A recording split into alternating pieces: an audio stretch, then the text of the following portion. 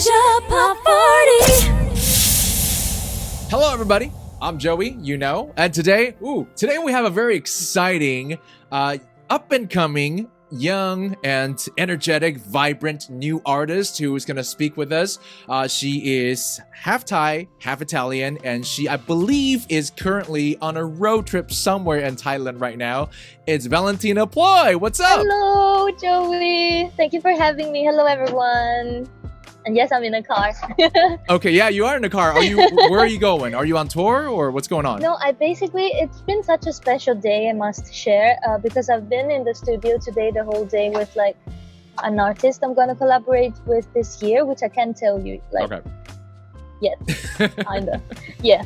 But yeah, so I'm just going back to Bangkok because the studio is not like in Bangkok, but it's a bit outside. Okay. So yeah, I'm on my way back to Bangkok from the studio. Perfect timing to connect with us today. When do you think it might come out? Do you have any idea? Or like, what can you tell us? Or everything is very hush-hush and secretive right now? I think it's November. Okay.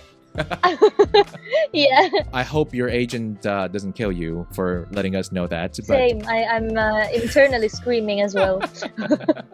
But what we really need to talk about today is, of course, the recent single Bla Bli Blu, which is your version of I Love You. Yes. Did you come up with that phrase during the recording or writing? Or is that a phrase that you often say to someone? It's basically like, normally when I write songs, it's very like unlikely kind of like to write in a session and stuff like that, but Bla Bli Blu was the first song that I wrote in a session, so not my bathroom or bedroom. Yeah. And I was with other songwriters, and I remember them asking me kind of like, what do you want to talk about? Are you in a relationship?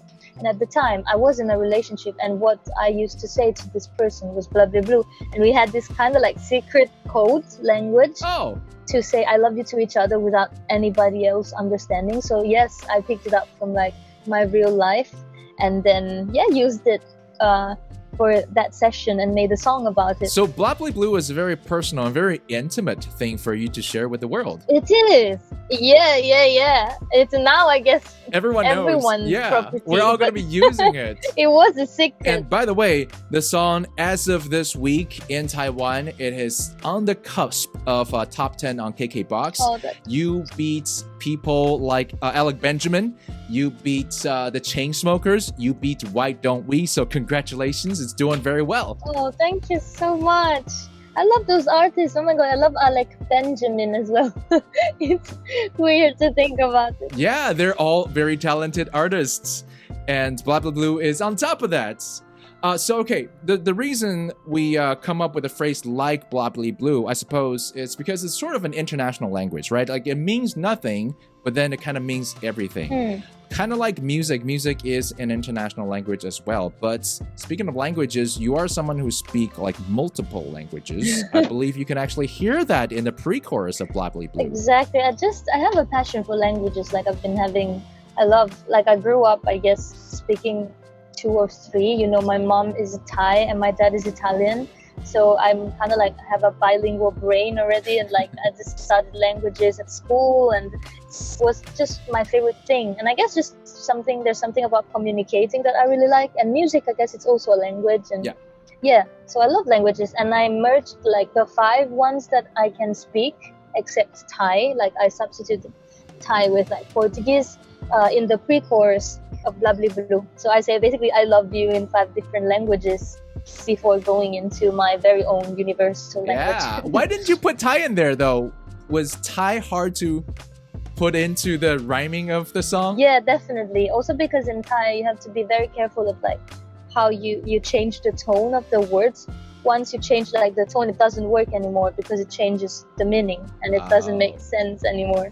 So it was so hard to fit that one in. I was like, it's okay, I'm just gonna like keep the European ones that I can do. Maybe next time I'll try with Thai. Thailand, you know that Valentina loves you, so that's enough. You learned so many languages growing up. But I hear that you actually teach some of these languages. Does that include Spanish and French? I did, yes, during COVID.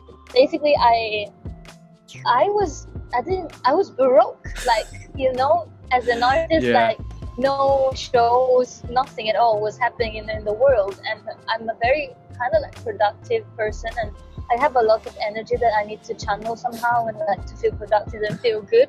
So I just applied to this platform and started teaching very randomly. And I taught like Thai to foreigners, just conversation obviously, and then Spanish, yes, Spanish and Italian.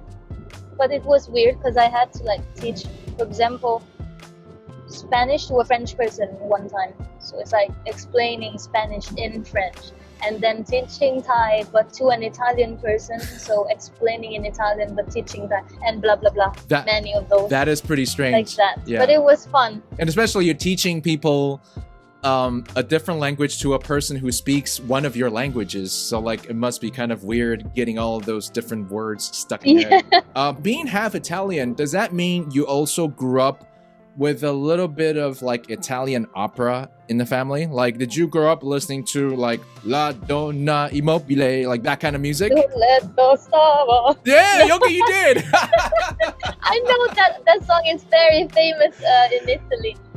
And there's actually a parody about it that's very funny. But I grew up, I guess, more like listening, not really opera, but my dad is from Napoli, so the south of Italy. Yeah. And in Napoli, they have a lot of like classical, traditional Neapolitan music. It's very, very melodic. And I guess, like, I used to sing some songs like Tu fa l'americano, you know, that song that they did a very big remix afterwards, but that's a very classical, like, Italian Neapolitan song, and I used to sing that with my dad the whole time, for example. And all of these melodies, I think they kind of influenced my songwriting process. It's very, very melodic, like the language. The Italian like culture is very melodic. It's also very culinary, if that is a good way to describe it. Like, Italian people love to sing, love to dance, and they love to have like huge family dinners. That's what I hear, and drink a lot and party a lot. So, are you also a good cook? Yeah. Oh God. I don't want to say. Oh yes, I'm a good cook. But like, I guess I can do well when I cook pasta. Yeah. Like that's my favorite thing to cook, and I quite like cooking. I find it very relaxing, and I love eating. So yeah, I enjoy cooking because it's like I can make whatever I like, however I like it, and then eat it. So yeah, from friends and family, they say that I'm a good cook, but I don't know. Yeah, I hope so.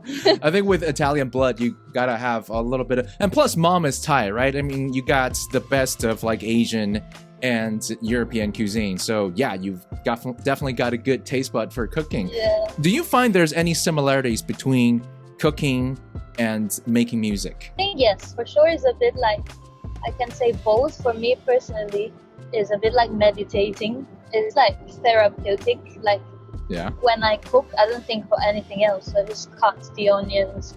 Just, you know, it's like a process. Same thing when I write things out. I just try and do it the most naturally I can.